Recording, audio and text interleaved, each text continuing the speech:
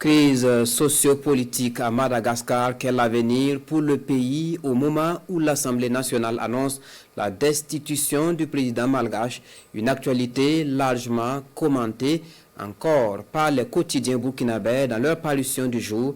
Au Burkina Faso, les journaux rendent évidemment hommage au père de la révolution d'août 83 en ce 15 octobre. 38 ans après l'assassinat du capitaine Thomas Sankara, la presse nationale estime que ses idéaux demeurent encore, sinon plus ancrés. Vous l'aurez compris, revue de presse porte donc le commentaire de Benewende Frédéric Nikem. 15 octobre 2025, les quotidiens burkinabés dans leurs éditos du jour rendent hommage au père de la révolution d'août 1983. Pour le journal Le Quotidien, la date du 15 octobre 1987 demeure dans les mémoires collectives burkinabais une date de deuil et de rupture. Ce jour-là, les balles qui ont fauché Thomas Sankara ont voulu étouffer l'élan d'un peuple debout, fier et souverain. Toujours selon le journal, cet assassinat n'a pas seulement ôté la vie à un homme, il a stoppé net une dynamique de transformation nationale sans précédent, car en 4 ans seulement, le Burkina Faso avait entamé un véritable sursaut patriotique et posé les fondations d'un développement endogène fondé sur la dignité, le travail et la justice sociale. Mais la mort du capitaine Thomas Sankara n'a pas suffi à effacer son héritage selon l'éditorialiste. 38 ans après l'assassinat de Thomas Sankara, l'esprit de la révolution guide encore le Burkina Faso, affiche le journal. Pour le quotidien bobolais, Sankara n'est pas mort. Il est dans le combat acharné et permanent que nous menons dans tous les secteurs sous le leadership du capitaine Ibrahim Traoré pour la libération de notre pays, pour la souveraineté, pour l'indépendance totale et pour la dignité du peuple burkinabé et des peuples africains.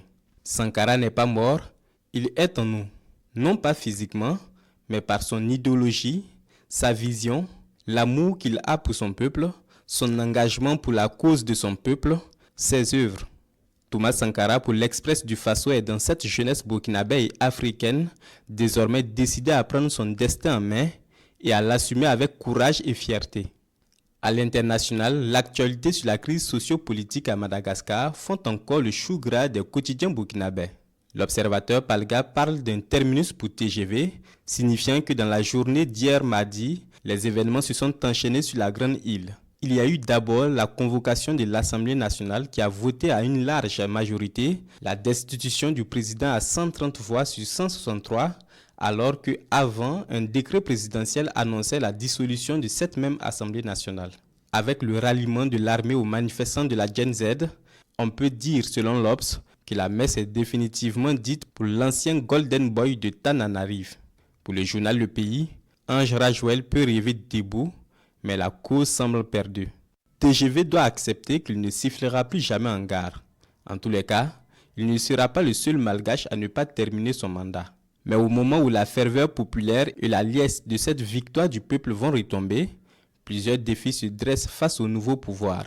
Il s'agira de répondre dans l'urgence à l'épineuse question de l'accès à l'eau et à l'électricité, bombe sociale qui a contraint celui qui se faisait appeler TGV à dérailler.